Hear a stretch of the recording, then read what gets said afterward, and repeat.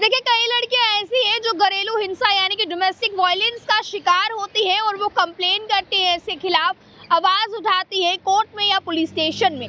But कई तौर पर ऐसा भी देखा गया है कि कुछ लड़कियां इसका गलत इस्तेमाल भी करती हैं, इस कानून का गलत इस्तेमाल करती है और अपने पतियों को बेवजह जो है वो कोर्ट के चक्कर लगवाती है। पर अब तमाम जितने भी हस्बैंड्स इस खबर को देख रहे हैं, आपके लिए जरूरी खबर है। अब दरअसल कोर्ट के भी एक जजमेंट पर आप लोगों के हकों में भी एक फैसला निकलकर सामने आया है। यानी कि अगर आपकी बीवी आपके खिलाफ झूठा डोमेस्टिक वायलेंस का यानी कि डीवी एक्ट करती है, डोमेस्टिक वायलेंस का झूठा आरोप लगाकर आप पर केस करती है, तो आप लोग भी अपने हक के लिए आवाज उठा सकते हैं। और किस तरह से आप आवाज उठा सकते हैं ये मैं आपको बताऊंगी। दरअसल अब ये एक जो है वो जजमेंट पर कोर्ट ने ये कहा है कि आप किस तरह से इस पर उठा सकते हैं। 498A IPC, इसके तहत इसे डोमेस्टिक वायलेंस एक्ट भी कहते हैं और डीवी एक्ट भी कहते हैं। तो मैं आप लोगों को बता दूं, अगर ऐसा कुछ होता है कि आपकी पत्नी आपके खिलाफ झूठा आरोप दर्ज करती है डोमेस्टिक वायलेंस का, और ऐसा भी कई केसेस में देखा गया है कि पत्नियां सिर्फ अपने पति पर ही नहीं बल्कि अपने ससुराल पर, अपनी सास, ससुर, ननंद या उसके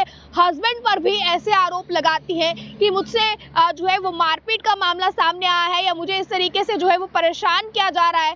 तो अब देखिए, आप अगर हस्बैंड्स हैं, अगर आप सही हैं, लड़की ने गलत आरोप आप पर लगाए हैं आपकी बीवी ने, तो अब इस पर आपको कोर्ट में एक सिंपल सी एप्लीकेशन देनी है, जिस एप्लीकेशन में डिसमिसल एप्लीकेशन आप लोगों को इसमें लगानी है। और अगर डिसमिसल एप्लीकेशन आप लगाएंगे तो डिटेल्स तो कोर्ट ये पूरी तरह से चेक करेगा कि जो डिटेल्स आपकी वाइफ की तरफ से लिखवाई गई है वो सही है या नहीं है। पूरी तरीके से चेक किया जाएगा आपके केस को।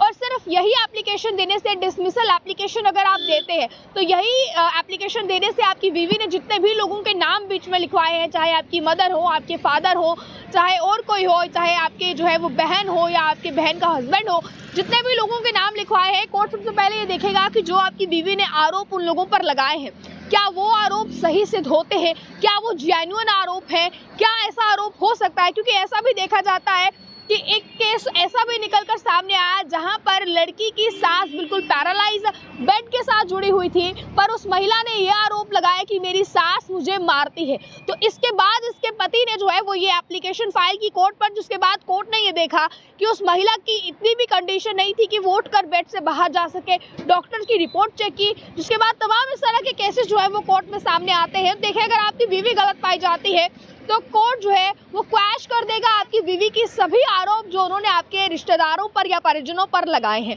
चाहे उसमें आपकी माता आती है, चाहे पिता आते हैं, चाहे अन्य कोई व्यक्ति, आपकी बहन या उसका हस्बैंड आता है।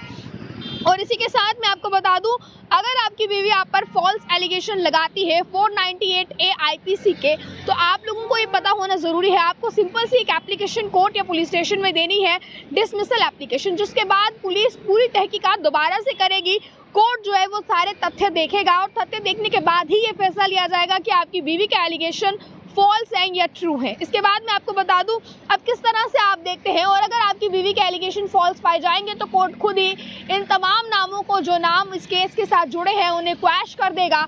और आप लोगों के लिए जो है वो अब आप लोग झूठे केस में नहीं फंस सकते। ये ज़रूरी खबर आप लोगों के लिए है, क्योंकि कोर्ट ने या कानून इस तरह के बनते हैं महिलाओं के लिए, क्योंकि महिलाओं के जुट पे हो रहे अत्याचारों को रोका जा सके। महिलाएं अपनी आवाज़ भी इसमें उठाती हैं, पर कुछ महिलाएं ऐसी हैं जो अपने हकों का गलत इस्तेमाल करती हैं, अपने लिए बने हुए कानूनों का गलत इस्तेमाल करती हैं और इसी कानूनों का फ़ायदा उठाकर जो है वो इस तरह के आरोपों को अंजाम देती है। तो आप लोगों के लिए खबर जानना बहुत ज़्यादा ज़रूरी है। अब दरअसल किस तरह आप इसे देखते हैं, आपकी क्या राय है इस पर लेकर, मैं आपको बता दूं 498A IPC सेक्शन को लेकर क्या कहना है आपका।